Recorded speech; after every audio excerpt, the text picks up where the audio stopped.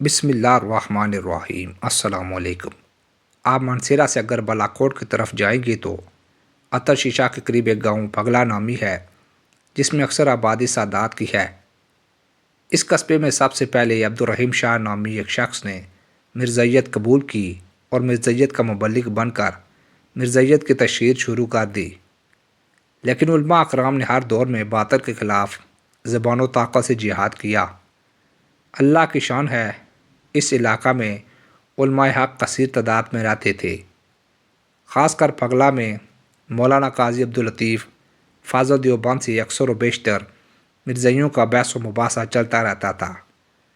शुदा मामला मुबाहले तक जा पहुँचा। तय ये पाया कि तीन तीन आदमी दोनों तरफ से ले लिए जाएँ।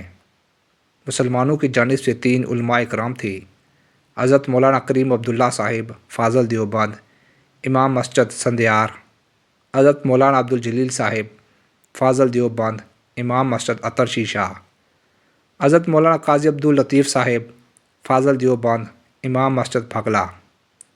मिर्ज़इयों की जानिब से अब्दुर्रहीम शाह, ग़ुलाम हैदर, अब्दुर्रहीम उर्फ़ खेम चुने गए। ये तारीख़ी मुबाहला 26 फरवरी 1973 बरोज़ जुमा को तय पाया और इर्द गिर्द के मुज़ाफ़ात में भी इतलात भेज दी गई।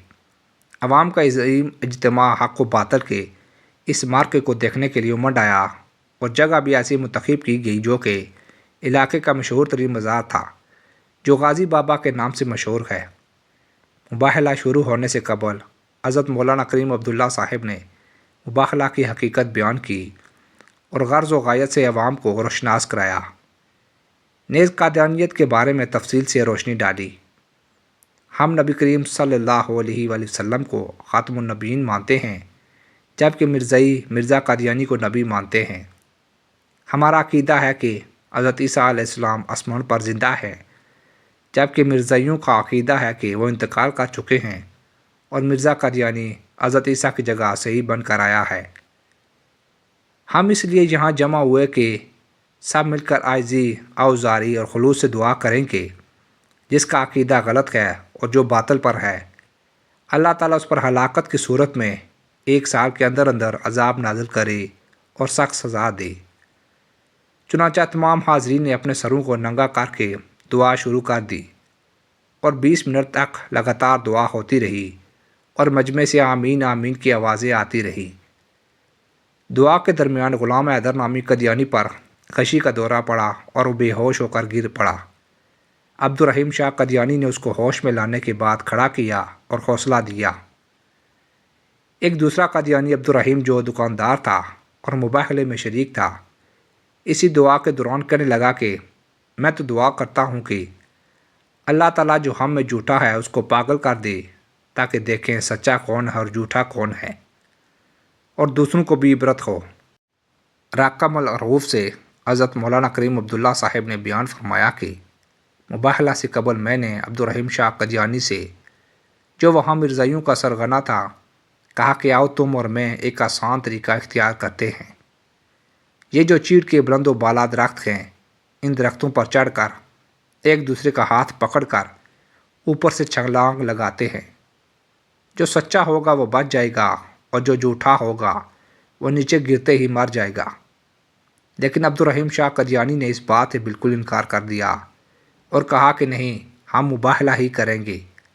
अब सुनिए मुबाहला करने वाले कदियानी लोगों के साथ क्या बीती और उनका इंजाम क्या हुआ। अब्दुर्रहीम कदियानी ने दौरान मुबाहला खुद कहा था कि अल्लाह ताला झूठे को पागल कर दे। 1 माह के बाद वो पागल हो गया और ऊल फूल बकने लगा। करीब जाबा नामी बस्ती में फ़ौज का कैंप था।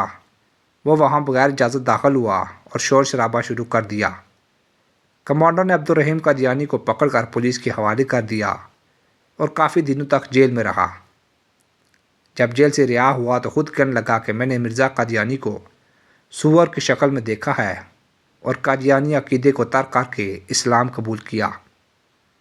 ग़ुलाम हैदर नामी कादियानी को उसके भतीजों ने ठीक 1 महीने के बाद जुमा के दिन 26 मार्च 1973 को बिल्कुल मामूली सी बात पर जहन्नम वासल कर दिया। ग़ुलाम हैदर की कोई औलाद न थी। भतीजों को सेशन कोर्ट के सुपुर्द कर दिया गया। چند مہینے ہی گزرے تھے کہ پولیس نے بغیر کسی سزا اور جرمانہ کے بری کر دیا۔ اس کے وہ بھتیجے تاحال زندہ ہیں۔ حضرت مولانا کریم عبداللہ صاحب نے فرمایا کہ اس سال سے ہم تینوں علماء کے سر میں بھی درد نہیں ہوا، بلکہ پہلے اگر کوئی تکلیف تھی تو وہ بھی اللہ تعالیٰ نے دور فرما دی۔ تیسرے قادیانی عبدالرحیم عرف خیم کو 1974 میں اللہ تعالیٰ نے ایسی مخلق بیماری میں مبتلا کیا کہ اس کے جسم میں کیڑے پڑ گئے اور عام لوگ اس کے کمرے میں نہیں جا سکتے تھے۔ کمرے میں داخل ہونے سے ہی بدبو آتی تھی۔ بالآخر کافی عرصہ اس کیفیت میں رہنے کے بعد عبدالرحیم عرف خیم اپنے انجام کو پہنچ گیا۔ مباحلین علماء میں سے صرف مولانا کریم عبداللہ صاحب بقیت حیات ہیں، باقی دو حضرات کچھ عرصہ قبل اس دنیا سے تشریف لے جا چکے ہیں۔ میں نے یہ رودات مولانا کریم عبداللہ صاحب سے سن کر قلم بند کی ہے۔